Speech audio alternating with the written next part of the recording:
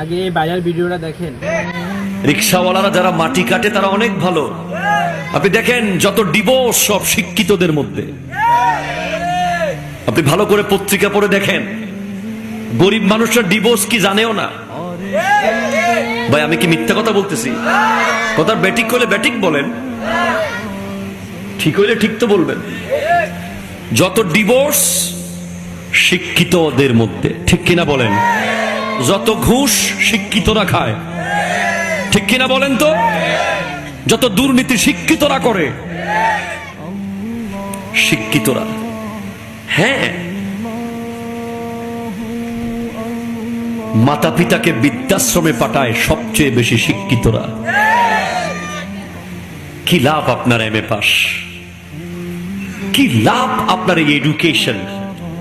কেন আপনি এত শিক্ষা, এত লেখাপড়া করলেন, এত সার্টিফিকেট অর্জন করলেন? কিয়ামতের মাঠে আমার আল্লাহ প্রশ্ন করবেন, আন ইলমিহি ফীমা ফাআলা ফীহি। তোমাকে যে জ্ঞান দিয়েছিলাম, জ্ঞান এত শিক্ষিত বানিয়েছিলাম আমি, এই শিক্ষা তুমি কোন কাজে লাগিয়েছো? জিজ্ঞেস করবেন কে? আরো জোরে বলেন না কে? বড় দুঃখ লাগে। আপনি দেখবেন জমিতে যারা কৃষক, যারা মাটি কাটে, যারা দিনমজুর, তাদের ঘরে বাবা মা আছে, তারা বাপ মাকে বের করে দেয় নাই। লবণ দিয়ে আর কাঁচামরিচ দিয়ে হলেও বাপ মাকে খাওয়ায়। আর শিক্ষিত স্মার্ট, উনি বিয়ে করেছেন আরেক স্মার্ট। এখন ওনারা স্মার্টে স্মার্টে এমন স্মার্টার হয়ে গেছেন, এনশাইন প্রিমিটিভ বাবা মাকে আর ঘরে রাখা যাচ্ছে না। ওই যে এক গায়ক গেয়েছিল বড় সুন্দর, ছেলে আমার মস্ত মানুষ, মস্ত অফিসার, মস্ত ফ্ল্যাটে যায় না দেখা এপার ও ওপার, আমার ব্যবহারের সেই আলমারি আর আয়না, এসব নাকি বেশ পুরনো, ফ্ল্যাটে রাখা যায় না। ঠিক কিনা বলেন না?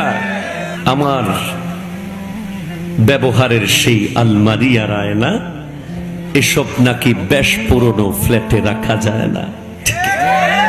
এত শিক্ষিত হলেন, বাবা মাকে ঘরে রাখতে পারলেন না, বৃদ্ধাশ্রমে পাঠালেন। এই জ্ঞান, এই সার্টিফিকেট মুখে মারা দরকার, ঠিক কিনা?